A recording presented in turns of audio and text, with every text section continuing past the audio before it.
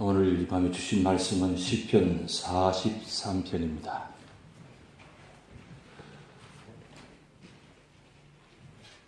시편 43편 1절에서 5절까지 한 절씩 교독합니다. 833년입니다.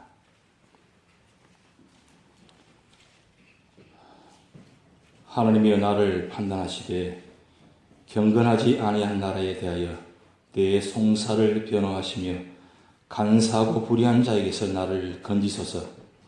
주는 나의 믿으신 하나님이시거늘 어찌하여 나를 버리셨나이까? 내가 어찌하여 원수의 억압으로 말미암아 슬프게 다니나이까?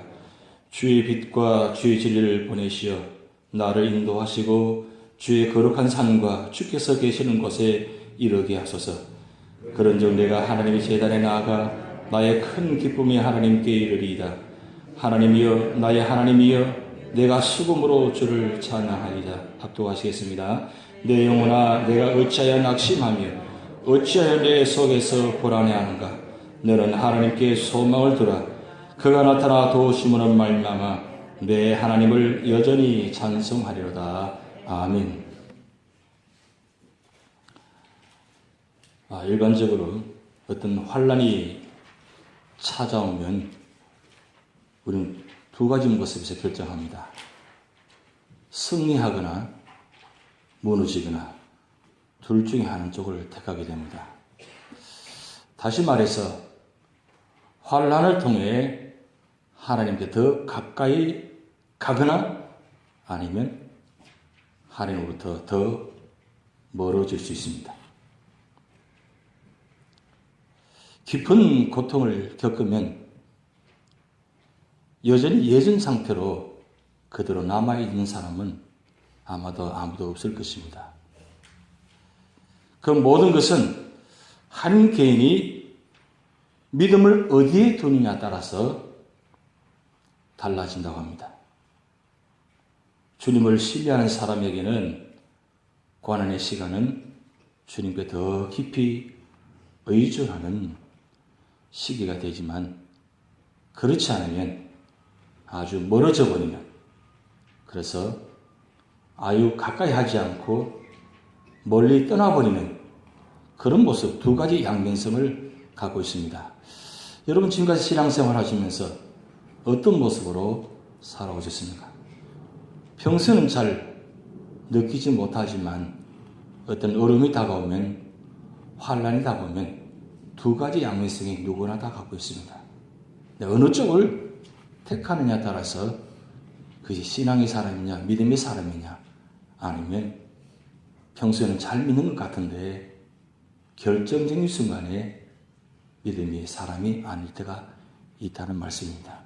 누구나 장담할 수 없습니다. 그 상황이 돼봐야 결정이 나는 것입니다. 그런데 중요한 것은 평소에 내가 얼마나 하나님께 더 가까이 가 있느냐, 얼마나 하나님과 호흡을 같이 하고 있느냐, 얼마나 하나님과 동행하고 있느냐, 얼마나 하나님과 깊은 교제를 갖고 있느냐, 거기에 따라서 결정적인 환란이 다가오면 거기서 내가 하나님께로 돌아설 수 있는 믿음의 발판이 된다는 사실입니다. 그래서 평소 믿음의 신앙이 참 중요합니다. 운동하는 곳에 가보면 참 많은 분들이 열심히 운동합니다. 얼마나 열심히 하는지 몰라요. 그렇게 열심히 운동하는데 결정적인 순간 가면 평소에 다 열심히 운동한 사람은 효과가 있습니다. 근데 평소에 운동을 전혀 안 한 사람은 한번 오랜만에 운동하다가 그 운동한 것 때문에 힘들어가지고 오히 병이 날 때가 있습니다. 근데 운동할 때도 지혜롭게 잘 해야 되는데 뭔가 한번 오랜만에 한번 욕심부리고 한번 해보겠다고 한번 좀 무리하게 하면 그거 한 번 하기 때문에 일주일 내내 아픕니다. 이런 경험이 있었을 거예요. 신학의 생활도 마찬가지예요. 우리가 평소에 천천히 스텝 바이 스텝으로 조심조심하면서 흔들리지 않으려고 그저 말씀이 가까이 조금씩 가까이 가 있으면 언젠가 모르게 내가 믿음의 권력이 생겨가지고 웬만한 건 다 이겨낼 수 있습니다. 근데 믿음의 권력이 없으면 조그만 바람 불어도 쉽게 넘어집니다. 평소에 기도자를 잘 지켜요. 예배자를 참 잘 지킵니다. 근데 오늘 갑자기 안 나타났어요. 그 이유가 두 가지겠죠. 그게 어떤 모습이든 간에 내가 어떤 상황이 되었더라도 내가 있는 자리만큼은 언제나 지킬 수 있는 믿음의 사람. 그게 비가 오나 눈이 오나 상관하지 않고 언제나 내 자리를 지키려고 몸부림쳐 달려오는 모습. 그런 믿음의 성도가 되시기 바랍니다.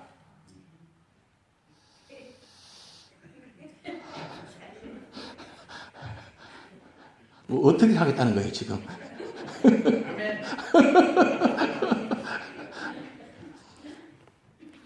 안 겪어봐서 그렇죠. 안 당해봐서 그렇죠. 한번 겪어본 분들은 압니다. 내가 평소에 내가 준비할 걸, 평소에 잘할 걸. 그런데 그게 나하고는 아무 상관없으면 괜찮아요. 그런데 나하고는 아무리 상관이 없는 것 같은데 그 일이 결국에는 나와 상관 있는 일이 된다는 거예요.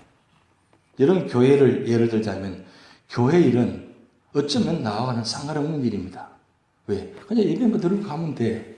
근데 교회에 어떤 어려운 문제 생겼어요. 그러면 처음에는 아무것도 아닌 것 같은데 조금씩 시간이 지나면서 그 문제가 빨리 해결돼야 되는데 그렇지 않으면 점점 퍼져나갑니다. 교회 전체 분위기를 사로잡아가기 시작합니다. 그러면 나하고는 전혀 상관이 없는 것 같은데 어느 순간에 가보면 벌써 나하고는 상관이 있는 일이 되고 그리고 내게 실제적으로 문제가 되어지고 그리고 그것 때문에 나도 모르게 교회를 떠나가는 모습들이 있을 수 있다는 겁니다. 아픔도 한 날도 마찬가지입니다. 남들이 아픈 것, 나와는 상관없는 일이에요. 그래서 아무 관심이 없습니다. 교회 안에 어떤 분들이 많이 편찮으신데 나와는 상관없는 일이에요. 또 몰랐어요. 근데 그 아픔이 사실 나하고는 상관없는 것 같은데 가만히 들여다보면 나하고는 직접 상관 있는 일이 되어진다는 거예요. 나는 절대 아프지 않을 것이라고, 나는 괜찮을 것이라고 라고 생각하는데 어느 순간 덜컥 내게 그 일이 다가왔어요. 그럴 때 내가 믿음의 반응이 어떤 모습으로 반응하느냐죠. 그런데 평소에 그 일이 내 일은 아니지만 내 일처럼 생각하고 나를 생각하고 그리고 그걸 생각하면서 함께 기도하고 함께 나아갈 때에 내게 일이 닥쳐도 나만 그 문제를 해결하는 것이 아니라 함께 하는 그분들이 나를 위해서 함께 기도해 주시는 사실이에요. 우리가 누군가를 위하여 기도하네 우리 그 찬송 불렀습니다. 평소에는 나를 위해서 기도하는 분이 없는 것 같아요. 그런데 나를 위해서 기도하는 분이 얼마나 많다는 사실을 깨닫고 나면 내가 그분을 위해서 이웃을 위해서 기도하지 않고는 견딜 없습니다. 왜냐하면 그 기도 힘이 얼마나 큰가는 그때 가봐야 합니다. 평소에는 잘 못 느낍니다. 그때 가서 내가 어렵고 힘들 때 그분들의 기도로 말미암아 하나님의 역사하셔서 합력의 썰을 이루시고 그것을 깨닫게 해주시고 그리고 내가 체험하게 되고 그때 내가 감사 은혜 받을 때 하나님 내가 평소에 좀 더 기도할 걸 그랬습니다. 후회할 때가 있다는 사실이에요.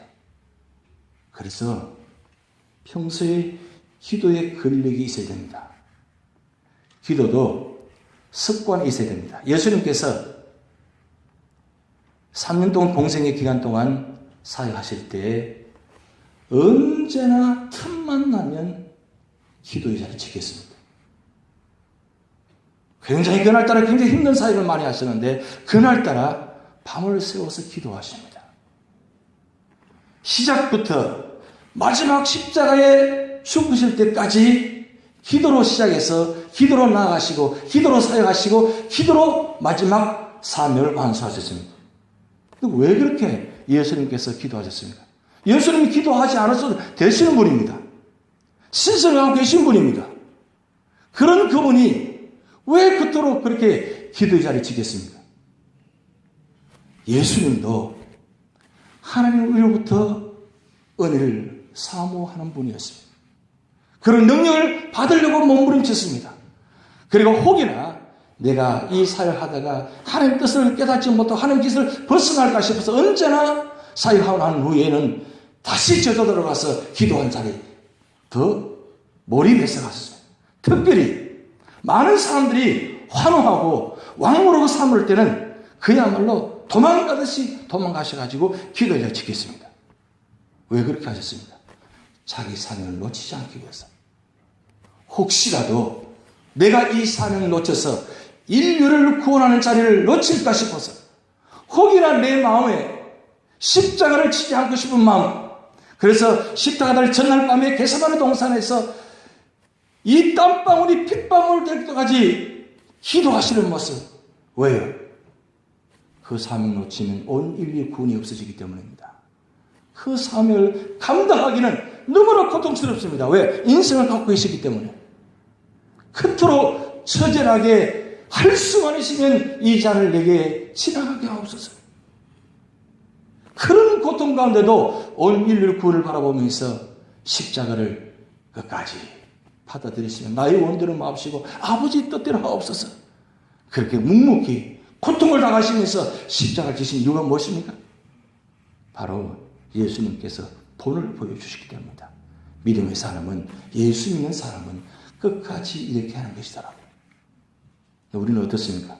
할 수만 있으면 이 잔을 지나가게 하옵소서. 할 수만 있으면 이 자를 피하게 하옵소서. 할 수만 있으면 그 자리에 가지 않게 하옵소서. 우리는 그런 모습들이 많이 있습니다. 과연 그러면 만약 그렇게 됐다면 어떻게 될 것 같습니까? 교회가 세워지지 않습니다. 가정이 세워지지 않습니다. 온 인류가 세워지지 않습니다. 끝까지 묵묵히 그 사명 순종을 받아들이고 끝까지 십자가를 지시니까 그 한 분은 말미암아 온 인류가 구원받는 놀라운 축복을 받았습니다. 내가 한 사람이 그 믿음의 자리를 지키는 말미암아, 기도의 자리를 지키는 말미암아 교회가 세워지는 모습을 보고 있습니다. 이게 얼마나 놀라운 축복입니까? 오늘 여러분 시편 43편은 믿음의 사람이 환난을 당할 때 어떤 모습으로 해야 되는가, 그것을 지금 보여주고 있습니다. 여러분 특별히 43편은 42편과 연결되는 말씀입니다. 예를 들자면 책 한 권을 예를 들자면 프롤로그가 있고 본문이 있고 에필로그가 있습니다. 42편의 1절부터 5절까지는 프롤로그입니다. 서문입니다. 앞에 시작되는 부분이에요. 그리고 42편 6절부터 11절까지는 본론입니다. 그리고 마지막 43편 1절부터 5절까지는 에필로그입니다. 마지막 결론 부분이에요. 그래서 42편과 43편 연결시키는데 여러분 1절부터 5절까지 각 끝날 때마다 이 1년, 2년, 3년이라고 하는데 끝날 때마다 후림이 나타나요. 그 후림이 뭐냐면 5절, 11절, 그 다음에 43편 5절 말씀. 이 다 후림 부분입니다. 1년에 나타난 5절은 내 영혼아 내가 어찌하여 낙심하여 어찌하여 내 속에서 불안하는가. 너는 하나님께 소망을 두라. 그가 나타나 도우신 말미암아 내가 여전히 찬송하리로다. 이 본문은 5절이 11절에도 두 번째 연에 다시 나타납니다. 후렴으로 나타납니다. 그리고 43편에 마찬가지로 5절에 똑같은 본문이 세 번 나타납니다. 지난 시간에 우리가 1차적으로 1절 4절까지 낙심하는 사람들 1차적인 원인이 뭔가를 우리가 말씀을 참고했습니다.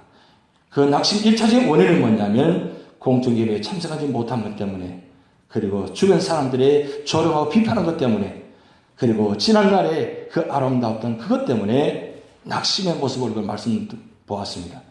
그리고 5절 말씀에 그러면 이 낙심에 대한 믿음의 처방책이 뭐냐? 자기 자신이 성찰하는 질문입니다. 내가 어찌하여 낭망하는가? 내가 어찌하여 불안하여 하는가? 자기 자신에게 질문하는 내용이에요. 내가 이 상황 속에서 과연 나 자신에게 어떤 것으로 질문할 것인가? 그리고 질문을 끝나지 않고 스스로 자신이 대답합니다. 너는 하나님께 소망을 둬라. 하나님을 바라보라.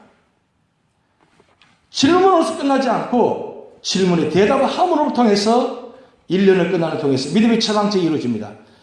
두 번째로 보면 낙심의 심정적인 원인이 나타나는데 6절부터 10절까지인데 5가지 낙심의 아주 깊은 원인이 있는 거예요.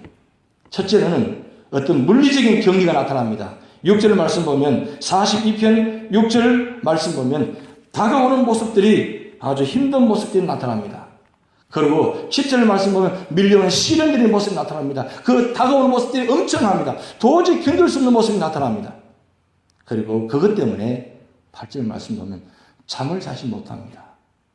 너무 힘들고 지치다 보니까 밤에는 잠을 잘 수가 없습니다. 그리고 더 안타까운 사실은 밤에 잠을 자지 못하면서 그렇게 부르시는데도 하나님은 8절 9절 말씀은 응답하지 않습니다. 거기서 끝나지 않습니다. 주변 사람들이 얼마나 괴롭히는지 모릅니다. 그것 때문에 낙심하여서 쓰러져 가는데 11절 말씀 다시 자기 자신에게 질문합니다. 내가 어찌하여 낭망하는가? 내가 어찌하여 불안하여 하는가? 왜 이런 질문이 나오냐면 여러분 42편과 43편에 중요한 부분들이 나타나는데 하나님이 어떤 분인가 나타나요. 여러분 한번 찾아보겠습니다. 42편 2절 말씀 보면 우리 하나님은 어떤 분인가? 그분은 살아계신 하나님. 믿으십니까? 하나님은 살아계신 분입니다. 지금 시편 기자가 그토록 낙심하고 힘들고 처절하게 아파하는 가운데도 불안해하지 않고 스스로 하나님을 바라보라고 스스로 몸부림치는 이유가 뭐냐면 내가 믿는 하나님은 살아계신 하나님입니다. 그리고 8절 말씀 보면 우리 하나님은 어떤 분인가? 생명의 하나님이라고 나타납니다. 내가 믿는 하나님은 살아계실 뿐만 아니라 나의 생명을 주관하신 분이다. 내가 아무리 힘들고 어려워도 이 생명만큼은 하나님 붙들고 계십니다. 이 믿음 가셔야 됩니다. 욥이 그토록 다 무너지고 절망적인 상황 가운데도 그가 낙심하지 않은 이유는 단 한 가지입니다. 내가 믿는 하나님은 살아계신 하나님이고 그리고 내 생명의 하나님이시다. 생명은 하나님께 속해 있습니다. 이 생명 누구도 함부로 할 수 없습니다. 오직 하나님만이 이 생명을 주관하신 분입니다. 그러니까 이 시편 기자는 내가 믿는 하나님, 생명의 하나님께 기도하리로다. 아주 대단한 믿음의 신앙입니다. 그리고 43편에 오늘 본문을 읽었습니다. 2절 말씀 보면 내가 믿는 하나님 어떤 분이냐? 나의 힘이 되신 하나님입니다. 자, 첫 번째 하나님은 살아계신 하나님, 두 번째 생명의 하나님, 세 번째 나의 힘이 되신 하나님. 하나님은 그저 멀리서만 계시는 것이 아니고 내가 힘들 때 나와 가까이 계시면서 나 옆에 계시면서 나를 도와주시고 힘이 되시는 하나님. 그래서 시편 18편 1절에 나의 힘이 되신 여호와여 내가 주님을 사랑하나이다. 왜요? 내가 힘들 때 멀리 계시지 아니하시고 나에게 힘이 되어 주셔서 오른손으로 붙들어 계신 하나님. 내가 엎드러지지 아니하면 주께서 오른손으로 붙드시리로다. 시편 37편에 나타나 있어요. 내가 넘어질 것 같은데, 내가 넘어지고 가는데, 바닥에 넘어질 것 같은데, 바닥에 넘어지는 것이 아니라, 넘어져 보니까 내가 있는 그 자리가 하나님 손으로 붙들고 계시다. 그러면 여러분, 그때 내가 하나님 붙들고 계신다는 걸 뭘 느낍니까? 어떻게 느끼는 거예요? 이게 중요합니다. 내가 낙심 때문에, 어떤 아픔 때문에 내가 쓰러졌어요. 넘어졌어요. 그럴 때 하나님 나를 붙들고 계신다는 것을 어떻게 느끼는 거예요? 내 속에 하나님께서 나를 붙들고 있는 증거는 내 입술로 찬송하고 있다는 거예요. 내 입술로 기도하고 있다는 거예요. 내가 그 아픔 가운데도 내가 예배 자리에 있어요. 내가 힘든 가운데도 말씀의 자리에 있어요. 그건 내 힘이 아니고 하나님께서 오른손으로 붙들고 계시다는 증거입니다. 이건 우리가 반드시 깨닫어야 됩니다. 하나님은 언제나 어떤 모습을 간에 우리를 합력하여 선 이루셔서 믿음의 자리에 있도록 만드신 분이 하나님이십니다. 그래서 어떤 시련과 환난이 다가온다 할지라도 내가 좌절하지 않고 오히려 힘을 얻어가지고 그리고 그 가운데서 내가 만난 하나님이 어떤 분이냐. 여러분 4절 말씀에 한번 다시 읽어보시겠습니다. 그런즉 내가 하나님의 제단에 나아가 나의 큰 기쁨에 하나님께 이르리이다. 하나님이여 나의 하나님이여 내가 수금으로 주를 찬양하리이다. 우리 하나님은 어떤 하나님이냐? 기쁨의 하나님. 야, 이 참 저는 이 본 말씀 읽으면서 제 방에도 있고 저희 집에도 있고 또 가는 곳마다 보이는 것이 있습니다. 뭐냐면 예수님께서 웃는 장면. 저희 교회에서 오래전에 새가족분들한테 드리는 선물이 예수님께서 웃으시는 장면, 그 장면, 그 액자를 선물을 드린 것 같아요. 제가 어떤 가정에 신방 가보니까 그게 걸려져 있더라고요. 너무 그 얼마나 아름다운 모습이에요. 좋은 모습이에요. 보통 예수님은 얼굴이 근엄하고 거룩한 모습이 있는데 이 웃는 얼굴이 나타났어요. 아주 반대로 하시면서 웃는 모습. 우리 하나님은 어떤 분이냐? 기쁨의 하나님입니다. 우리가 힘들고 어려울 때마다 소망 주셔가지고 우리가 그 하나님으로 말미암아 웃을 수 있다는 것, 기뻐할 수 있다는 것, 이게 얼마나 놀라운 축복입니까? 오늘 웬만해서는 웃지도 않으시고 그러신 것 같아요. 그런데 오늘 오전 말씀 보면 우리 하나님 어떤 분인가? 바로 소망의 하나님입니다. 소망의 하나님. 다 무너지고 다 없어져도 하나님 한 분만으로 만족한. 왜요? 하나님 한 분만 계시면 돼. 왜 그 한 분 하나님은 우주를 창조하시고 우리를 다스리시고 우리를 통치하시고 우리 생명을 이끌어 가시고 우리를 축복하신 그 하나님. 세상에 누구도 이와 같은 분이 없는데 나의 하나님, 내가 믿는 하나님이 나의 소망이 되시는 하나님이시다. 그러니까 오늘 43편의 이 시편 기자가 에필로그 결론으로 뭐라고 합니까? 너는 소망을 하나님께 바라라. 너는 하나님께 소망을 둬라.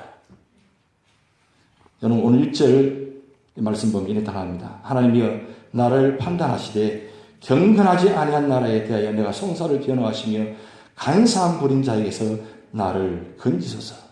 지금 42편에 1년, 2년을 통해서 굉장히 아픈 가운데 있습니다. 그 문제가 해결될 줄 알고 기다리고 기도해 보았습니다. 그런데 그 문제가 여전히 해결되지 않았습니다. 그래서 에필로그 마지막 결론을 내리면서도 1절에 나에 대해 송사를 변호하시고 나를 건져주시소서. 하나님께서 나를 건져주시지 아니하시면 변호해 주시지 않으면 내 생명을 보존해 주시지 않으면 내가 어디에 소망을 두지 못합니다. 이 세상 사람들은 나를 변해 주는 것이 아니라 나를 비난하고 비판하고 오히려 송사하는데 하나님 이 상황 가운데 나를 변호해 주시소서. 여러분 이 세상에서 최고의 변호사가 누굽니까? 하나님이십니다. 세상의 변호사는 개인적 이득이 없으면 절대 변호하지 않습니다. 자기에게 이득이 없으면 절대 변호하지 않습니다.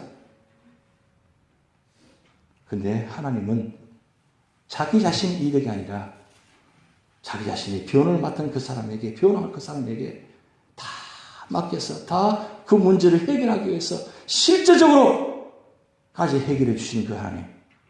실제적인 문제까지 해결해 주시는 하나님. 아니, 이 생명을 보존해 주신 하나님, 그 하나님께 지금 시편 기자는 1절 말씀을 통해서 나를 변해 주옵소서, 그리고 내 생명을 보존해 주시옵소서. 그리고 두 번째는 그러면서도 애통의 기도를 합니다. 어찌하여 나를 버리셨나이까? 어찌하여 나로 압제를 당하게 하셨나이까? 여러분, 이 어찌하는 말은 토하여 내친다, 그런 뜻이 있어요. 토하여 버린다.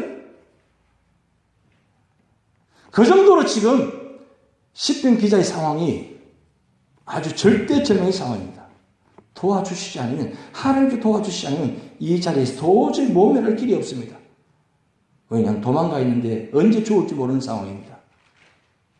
다시 돌아오고 싶은데 돌아가지 못하면서 지금 이 상황 막막합니다.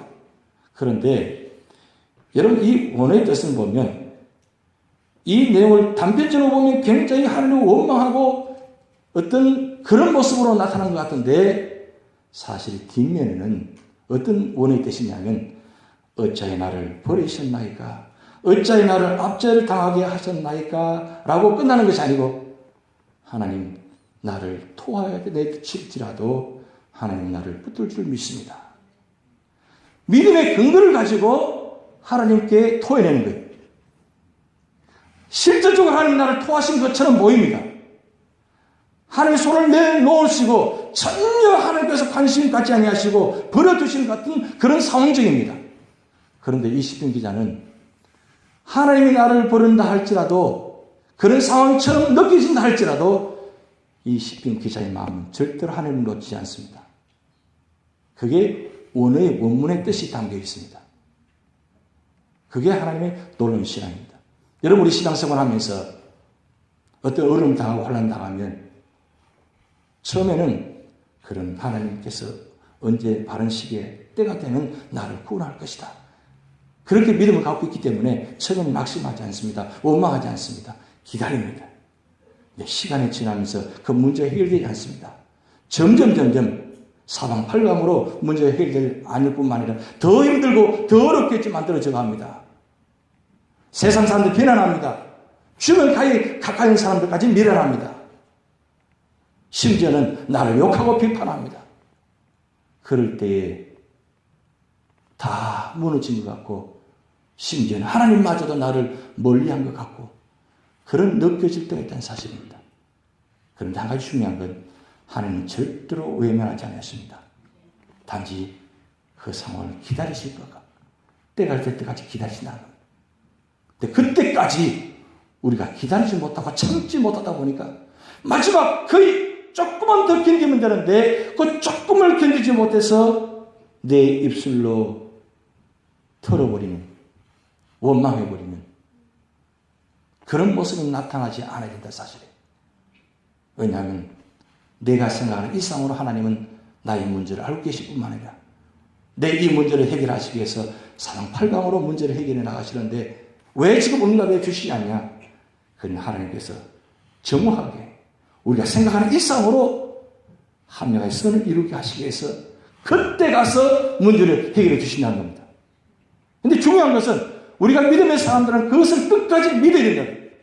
여러분, 이 다윗 시편 기자가 시편 73편을 전체 읽어보시면 한 가지 분명한 사실입니다. 어떤 상황 가운데도 하나님을 놓치지 않습니다. 심지어는 불평합니다. 원망합니다. 심지어는 원수들 저주까지 합니다. 그러면서도 절대로 하나님을 놓치지 않습니다. 그럼 여기서 중요한 건 뭐냐면, 환경을 보고 문제를 보고 원망하고 탓하는 것이 아니고 하나님을 바라보면서 토해내는 거예요. 이게 중요합니다. 우리는 하나님을 바라보지 않고 세상 바라보면서 문제를 바라보면서 토해냅니다.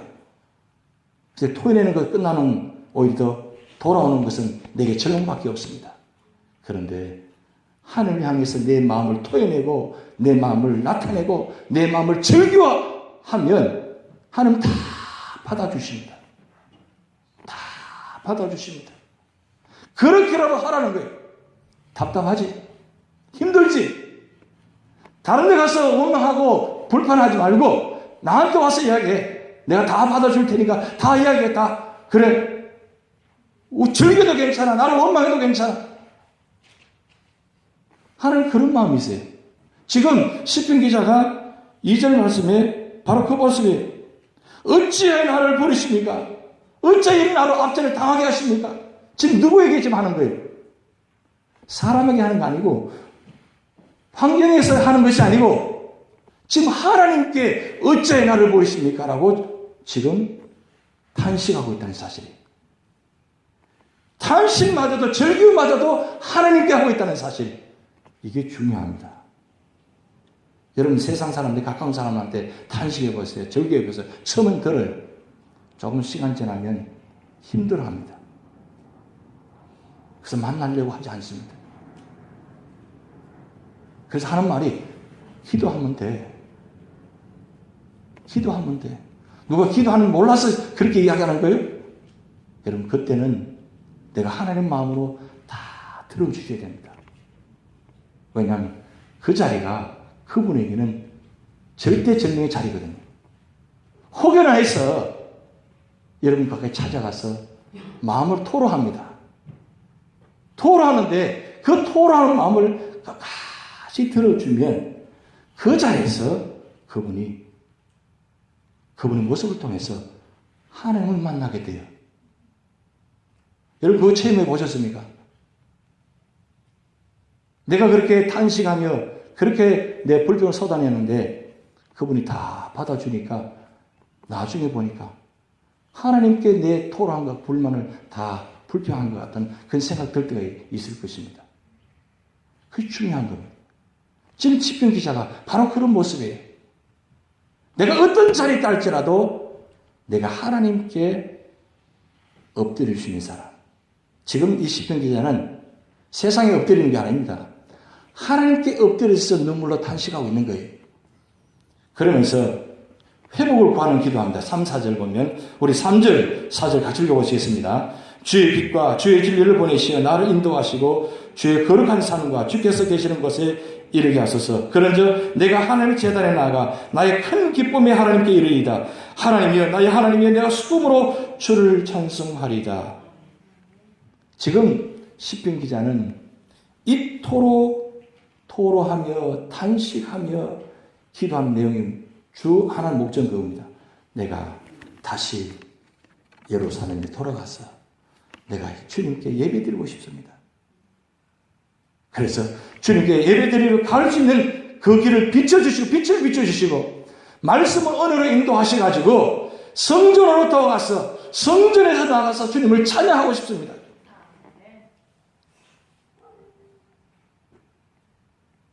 이 믿음이 참 대단한 믿음입니다. 웬만하면